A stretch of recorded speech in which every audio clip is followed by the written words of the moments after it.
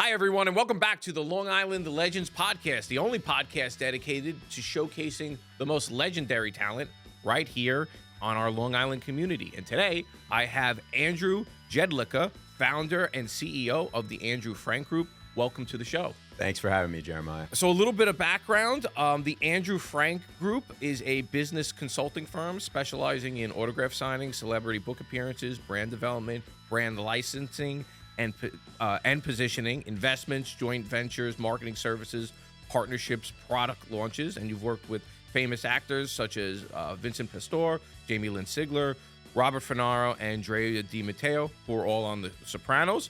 And you have actually authored two books, which I have here today. We have Homemade, which we're going to show to the audience, and Once Upon a Magical Bedtime, also here, both which are out now. All right. And before I get into the questions, you also worked in Wall Street in the financial services sector for companies like Citigroup, and you're an adjunct professor with NYU. So you've got a lot going on. I do. Yes, a lot going on. Okay. So again, thank you very much for coming on the show. Talk to me about your company. How did you start the Andrew Frank Group? What made you switch from working in the financial services industry to going into talent management and marketing? Absolutely. So again, thank you so much for having me today. And, I started my business back in 2019. As you mentioned, I did work on Wall Street. I worked with Citigroup for a little over 7 years. I also worked in the crypto space, blockchain space, and I really had a passion for the entertainment space. So as it relates to my business, I work with talent and I act as their talent manager, but I also help them with brand licensing, so launching products, consumer packaged good products, books, as you just mentioned. Sure. So I had a tomato sauce with Vincent Pastore, perfume with Drea de Matteo, clothing line with Jamie-Lynn Sigler, and I work with a number of other actors and actresses. Okay. And even currently with the cast of The Sopranos, I have a coffee and cigar line called Omerta Cigars and Okay. Omerta Cafe. So I'm continuing to work with the talent to not only manage their careers, do events and autograph signings, but also launch products that are aligned with their passions and their brand as well. Okay. You mentioned that you do a lot with the cast of The Sopranos. How did that start? So it's interesting. So I was always a fan of the show, as you can imagine. As I was. I actually worked on that show behind the scenes. We were talking about this before the show started, that, my dad was a technician in the film industry. Some days he would work on that show, and he would bring me in. So my name's in the credits once or twice. Oh, yeah. wow, that's amazing. Yeah. And, being like you, having that experience, now I've had the experience to work with such great actors, and I almost feel like I'm part of that show because I grew up with it. I have the privilege of working with them. And I would say back in 2019, I went to the 20th anniversary event with my wife where HBO was hosting an event in New York City. And it was around the time where they were coming out with The Many Saints of Newark, the Sure. prequel Yes, movie. yes. So I was saying to myself, as I'm listening to the cast, Vinny Pastore was on the panel and David Chase and the rest of the cast were being interviewed about the show and about their careers. I was thinking to myself, they should come out with a product and align it with the movie that was about to come out.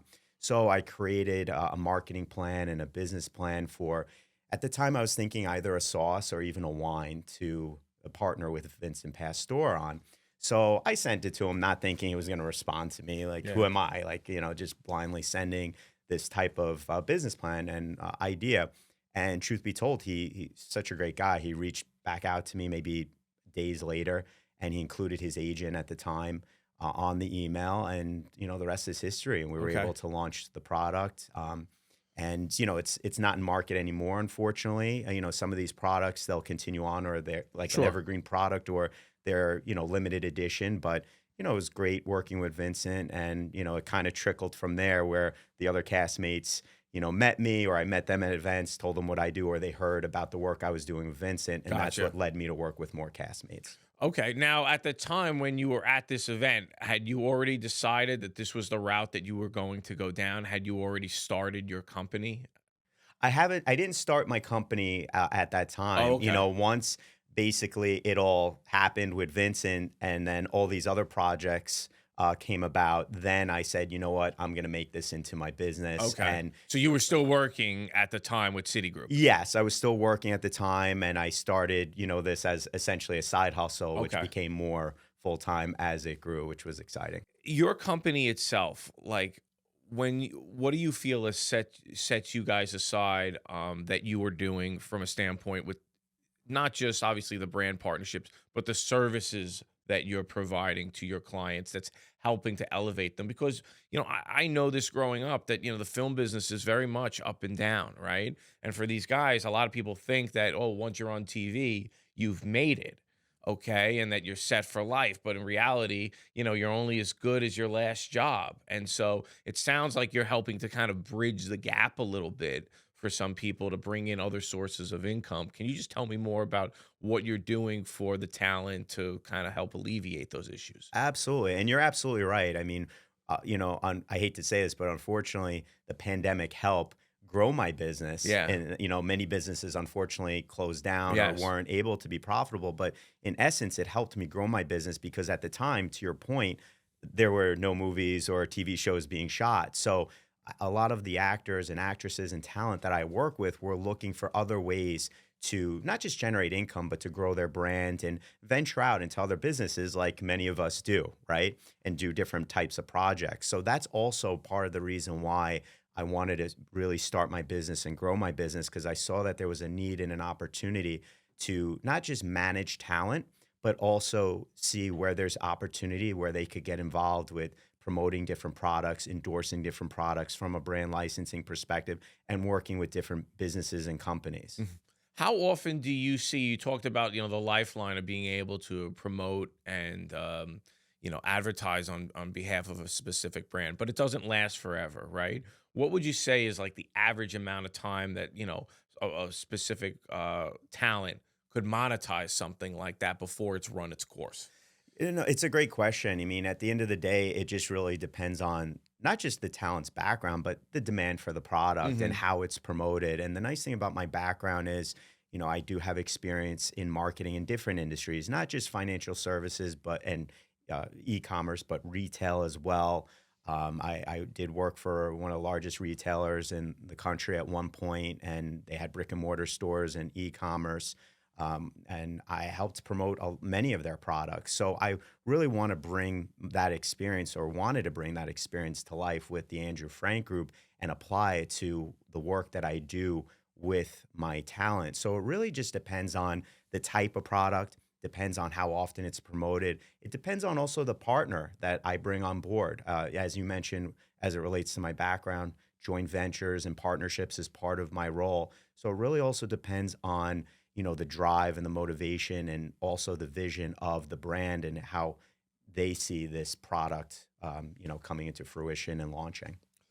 Obviously, celebrities, again, looking from the outside in, people assume it's this glamorous life and they don't have a care in the world. What is the common stress or the common insecurities that you see, without naming specific people, but those commonalities amongst celebrities, things that they struggle with, doubts, etc., that you being behind the scenes and working to alleviate that, like what are the challenges that they're facing right now? Sure. I mean, well, look, there's a lot of competition. The industry is also changing because of streaming and also the world of social media. So, a lot of actors and actresses that I've either just come across or I currently work with really have to work hard to stand out and bring their talent to life. And part of that is also getting involved in these business ventures because it could also lead to other opportunities for them. So, for example, with Omerta Cigars and Omerta Cafe, we do a ton of events. We go to autograph signings. We sell our products there. And I'm currently working on potential projects as it relates Hmm. to TV that could also align with the products that I work on with these clients. So, a lot of it is just standing out and continuing to hustle. And I have the opportunity to work with great actors and actresses that actually do that. They have a drive, they have a hustle, and they also care about what they do, and they care about their fans. And that's why a lot of my clients personally, they love going to these Sopranos themed events or just these signings in general because they get to talk and interact with their fans, and they Sure. also get to see maybe there's an opportunity to network. And as I'm sure you know, that's what business is Of all about, course. is networking, and that's Yes. what I do, and that's what they do as well. A celebrity, in my opinion, right? Like they're almost their own brand, they're their own Mhm. individual business, right? And as a business owner, and it was funny on the way here, right? I was talking to the guy who handles my marketing. Okay. And we had just brought in, or we had for a little bit brought in somebody as like an outside consultant and a fractional CMO to kind of help us. Right. The reason I'm bringing this up is I was starting to realize that like the kitchen was getting a little bit too congested with people. So these celebrities, they have agents. Now, just to be clear, you're not an agent, right? That's correct. I'm a talent manager Yes. and act as a booking agent. Yes. I don't book them for TV shows or movies. So I'm getting Right. somewhere with this. How do you not step on the toes of the agent and not create this crowded, congested kitchen, so to speak, where all of a sudden we have, what I like to say, too many chefs with their fingers in the sauce? What are you doing to kind of make sure that like everything's still streamlining? You're in your lane, they're in their lane, but you're helping each other at the same time. You bring up a great point. I mean, at the end of the day, it's all about partnership. So I make sure that I never step on anyone's toes. And that goes when I worked at other companies throughout my career, like Citigroup. You have a large matrix organization. You have to work with legal, compliance, tech teams, et cetera. So you want to make sure you develop great relationships with the people that you're working with, understand their needs, their wants, and what their role is, and just work together and communicate how can we work together to accomplish each other's goals without stepping on each other's toes. And that's really the approach that I like to take with the folks that I work with. Is there any misconceptions about your industry or what you do that you would like to say, you'd like to rebut or offer to the audience? Like, hey, this is maybe your perception of the industry as a whole or what it is that I do. But in reality, that's not true. This is an opportunity to lay out the facts if there is that misconception. Absolutely. Well, you were essentially alluding to it, and you asked the question if I'm their agent. Yes. So there's a difference, right? There's agents that are literary agents that handle, books, the launch of books, and work with authors. There's agents that solely work on movies and getting work for television for their actors and talent. Whereas I consider myself a talent manager, where I manage their careers. I manage, the day-to-day, almost like a COO or CEO to an extent. So that's what I do. I'm a talent manager and a booking agent, where I do book them for appearances and autograph signings and events. Okay. Working with celebrities, any fun stories that you'd like to share? Because, at the end of the day, like they're not just characters on a television show. A lot of them are characters in real life as well. Absolutely. Absolutely. I mean, with the gentlemen that I work with from The Sopranos currently, like Robert Funaro, Dan Grimaldi, Jason Serbone, and a slew of others. But those three specifically, we have Omerta Cigars and Cafe that I mentioned. And, I hang out with these guys during, and after events, and they're just funny guys. They'll tell stories about, the show and, behind the scenes activities. And in fact, we're doing just that next week, November 21st, at the Belmore Movies and Showplace in Belmore, where I'm bringing the cast to Long Island. We're also going to have a surprise mystery guest from The Sopranos. So, I have the opportunity to have that experience with them on a day-to-day, but it's events like that where the fans are going to be able to have that experience, talk about the show, behind-the-scenes stories, and see, their personalities in real life as well, which to a certain extent is similar to the show, but at the end of the day, they're just like you and I, right? They have their own personalities and they bring that to life. So I have the privilege of working with them. And in fact, last week or 2 weeks ago, I was at an event, and I was always also a fan of the television show, of Entourage, not just Sopranos, but Entourage. And I had also an HBO show as well. Also an HBO show, and I had the privilege of meeting Kevin Dillon, who played Johnny Drama. Yes. Huge fan of him, great actor, and his personality is exactly how he is on the show, which I thought was amazing. And he was just such a great guy, very nice, talking with all his fans, took his time to talk with them, talk about the show, what he's currently doing. So he was a great guy. That's great to hear. And you realize that. And again, having been somebody myself, right, that worked behind the scenes, like actually one of David Chase's first movies that he did, which was after Sopranos, I was a grip. I was a technician working behind the scenes on that movie for the entirety. Really? And there was actually a few, James Gandolfini was in that show. Right. Oh, in that movie, rather, I should say. So you got to see how these people were. The was funny thing about it, they would say Jimmy would get sushi for the crew every Friday, So again, and those are things that like you just never really saw or heard about, but you got to see it, in real life. And as as a crew member, you're working 14, 15-hour days. That was really nice of him to do, Oh yeah. Then they always, especially the castmates that I work with, they're always praising James Yeah. Gandolfini. I mean, unfortunately, I never had the privilege of meeting him. I actually saw him in The God of Carnage on Mhm. Broadway at one point, and he was amazing in that. But they all say wonderful things Yes, about him, and I could believe it because. Everybody says what a gentleman he was, how he took care of the he cast. When did. he got a And the bonus, crew. and the crew, and he would share that. He would share his fame with Yes, his teammates and his cast. So I think that's really important. it is. Being in this industry now, so at this point, it's 6 years. What is different now than 6 years ago? What are the challenges that you're facing, and what are you doing to overcome them? Sure. So right now, for example, with the tariffs and increase in pricing for products, that makes it tougher to sell and promote consumer packaged goods. For example, so for example, right now the coffee prices are increasing dramatically, and that's because of not just tariffs but shortage of coffee Sure. beans and other economic factors as well. But we're continuing to plug along because we have a quality product. That's how we promote it. It's freshly roasted on demand when you order the product and shipped to you right when you order it. It's drop shipped. So we market it and ensure that we stand out from the rest, not just having the cast of The Sopranos promote Omerta Cafe and Cigars, but also ensure that we're marketing all the value propositions of the product to our fans of the show, but also to the coffee drinkers out there that love our product. So that's really a challenge that we've been overcoming, and that's how we're trying to overcome it. Long Island residents, do you have a house that you want to potentially sell off market, your terms, your timeline, your way, or do you know of somebody that could benefit from that? Then definitely give us a call. You can reach out to us at 631-333-SELL. The number is below, or visit our website at SuffolkCountyHouseBuyers.com. And for any deal that you refer over to us where you are not the seller, the first deal you refer to us, we pay a $5,000 referral fee. The second deal, we pay a $10,000 referral fee. And get this, the third deal that you refer to us, we will split the profits with you 50-50. And some of our deals are multiple six figures, so this can be a life-changing amount of money. It could pay for weddings, it could pay for college, anything that you choose from. So please take advantage of this great opportunity. Once again, we're looking for off-market opportunities where a seller wants to sell on their terms, their timeline, their way.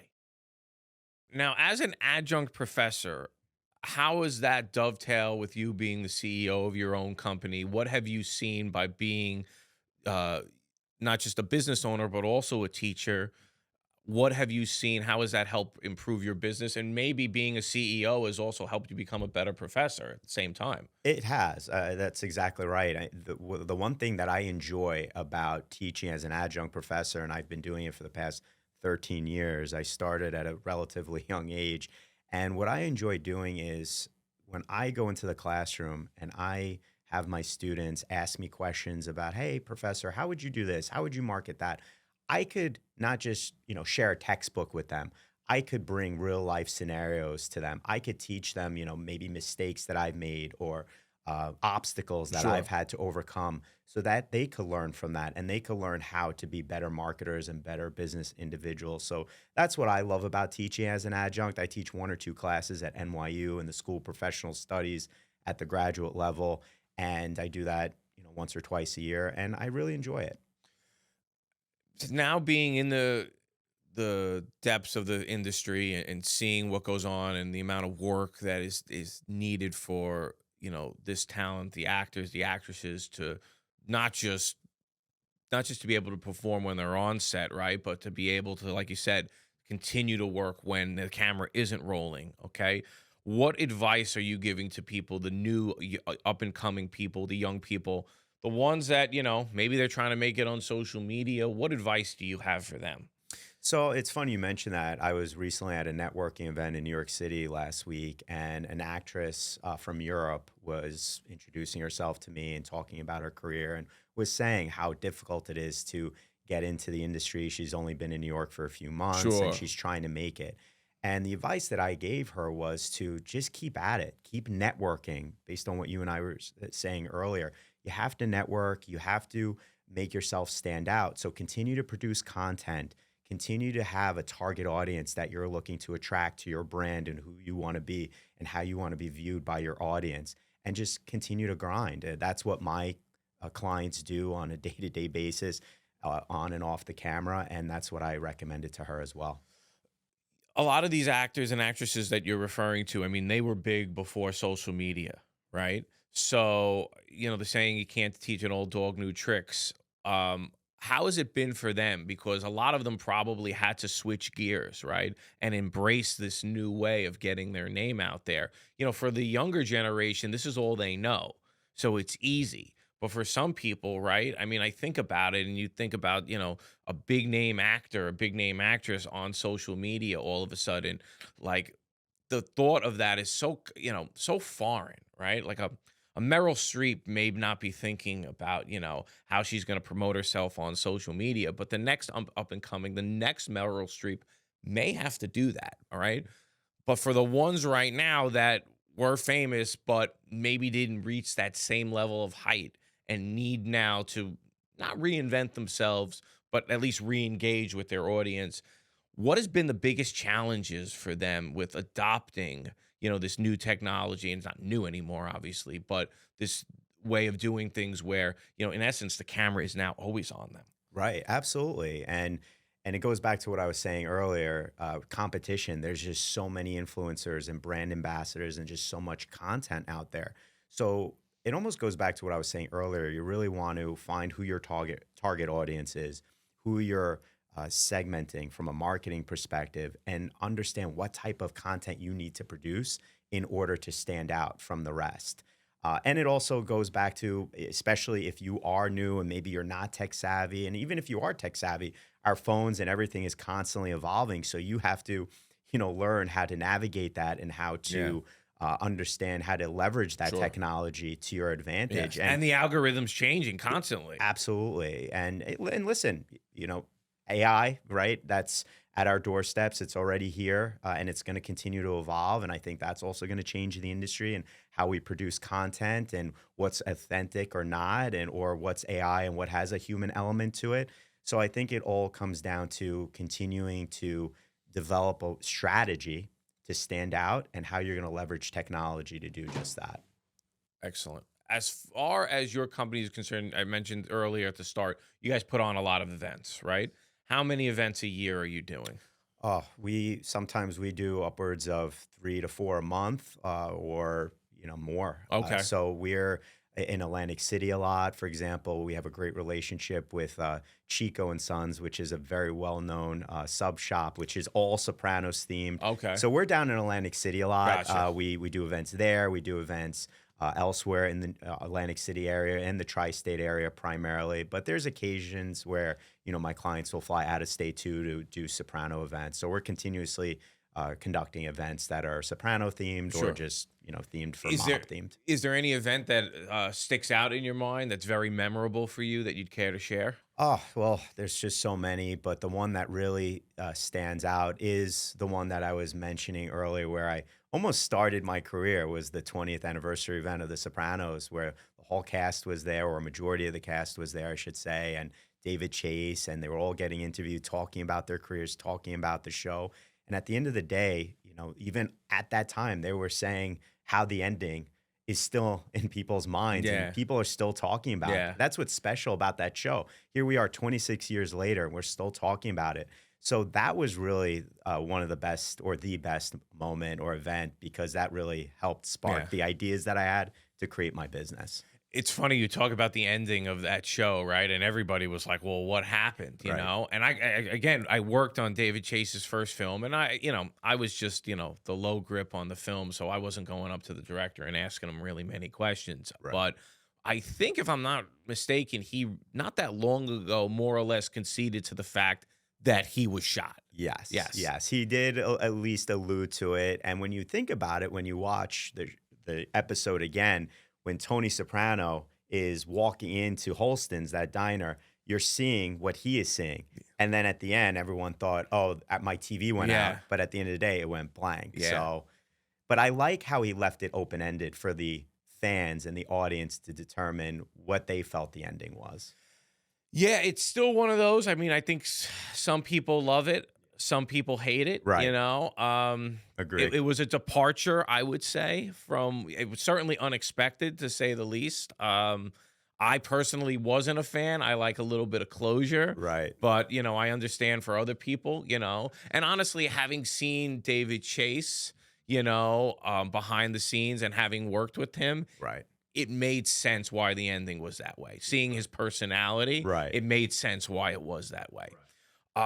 You've written 2 books. We just talked about Homemade and Once Upon a Magical Bedtime. Do you consider yourself a writer? Is that always something you've had a passion for, or what sparked you to write these 2 books? Sure. So, yes, it was always on my roadmap for my career. I always wanted to author a book, and I launched these 2 books this year, in fact, in 2025. We started with Homemade. So, Robert Funaro, who played Eugene Pontecorvo in The Sopranos, he was also in The Irishman, American Gangster. He's one of my clients, and he loves to cook. So, during the pandemic, he was always posting like homemade meals based on his family recipes. And all of his followers were saying, when are you coming out with a cookbook? When are you coming out with one? I want it. I want it. So I said to Robert, you need to come out with a cookbook. Sure. So for the past 2 years, I've been kind of twisting his arm and saying, we need to do this. So we partnered with a great local author in New Jersey, coincidentally, James McCusker, who Okay. is a seasoned author. So the 3 of us wrote the book together. So each chapter is behind the scenes stories of The Sopranos, Robert's experience working with James Gandolfini, and also he ties it in with a family recipe.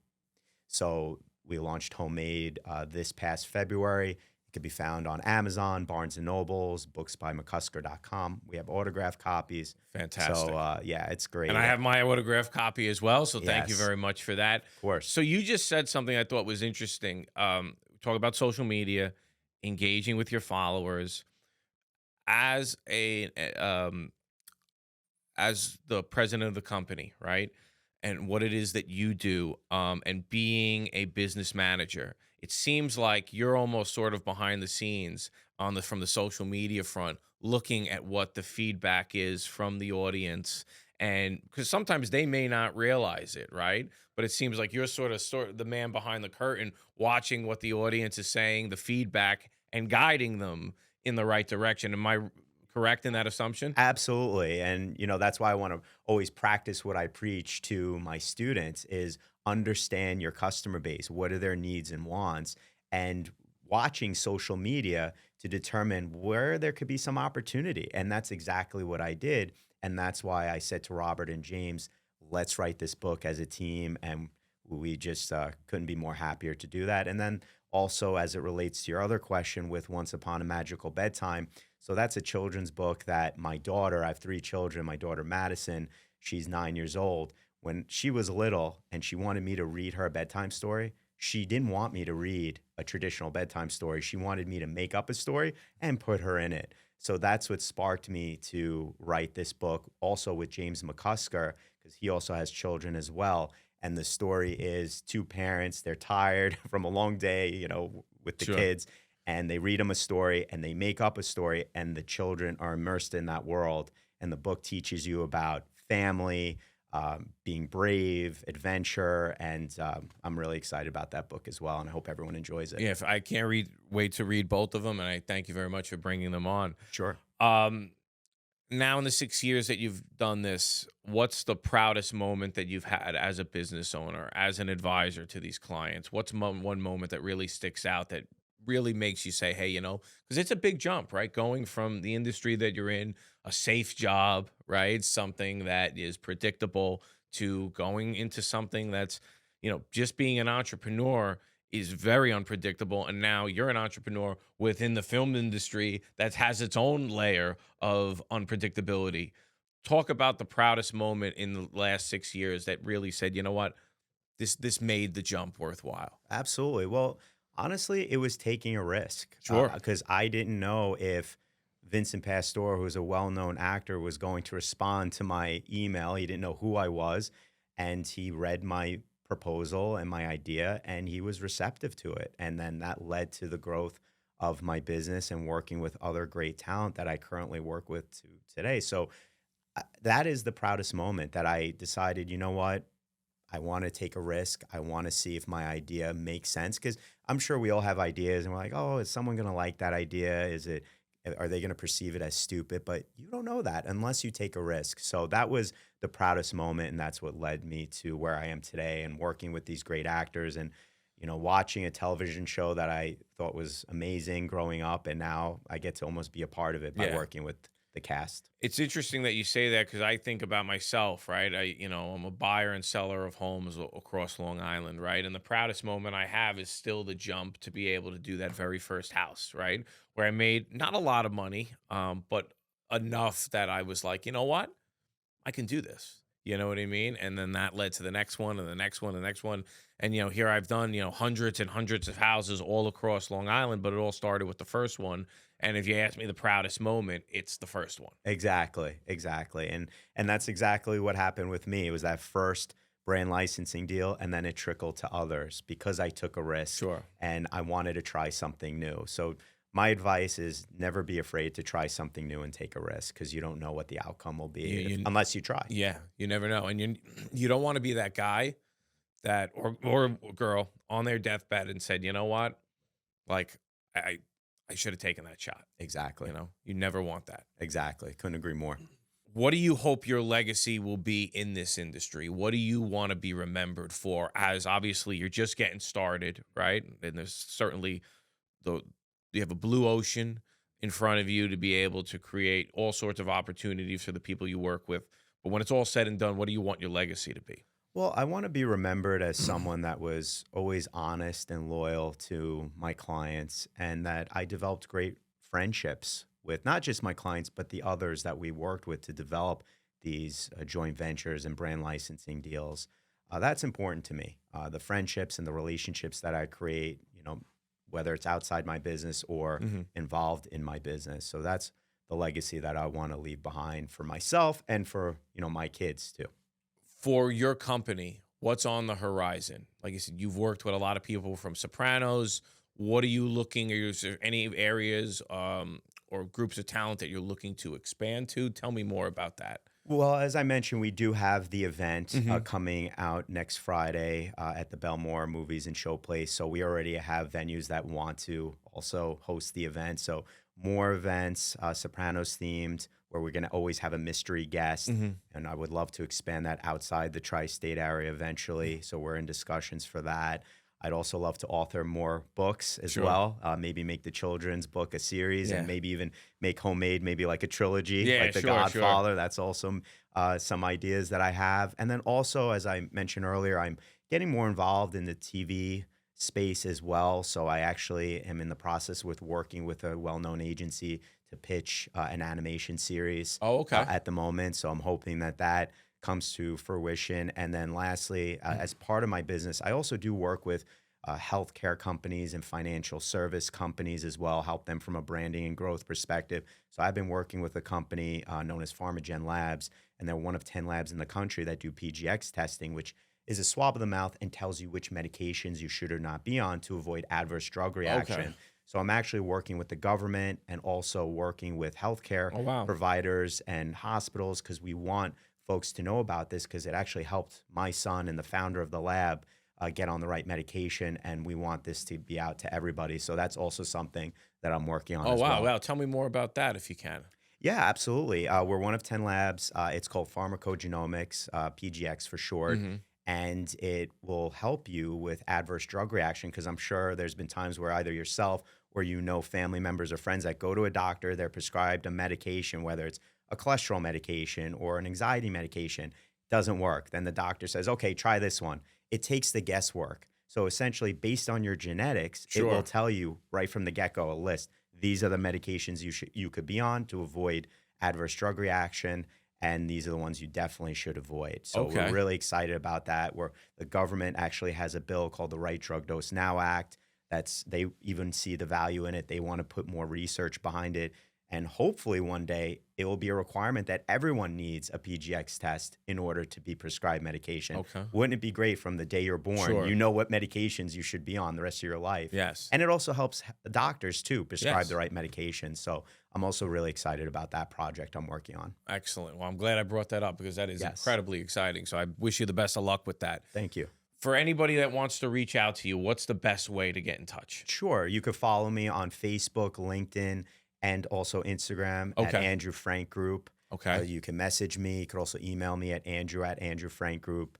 And those are the best ways to reach out. Perfect. Well, Andrew, thank you so much for coming on the show. I loved hearing about your story, and I can't wait to see what the future holds for you. Thank you so much. Thanks for having me. Appreciate it. That concludes our show. As always, if you have anybody that you know would be interested in selling their house on their terms, their timeline, their way, I'm Jeremiah Dalton. I'm the host of Long Island Legends, but I'm also the owner of Suffolk County House Buyers. Give us a call, 631-333-SELL. We'd love to have the opportunity to discuss how we can be of service for you. Thank you so much for watching.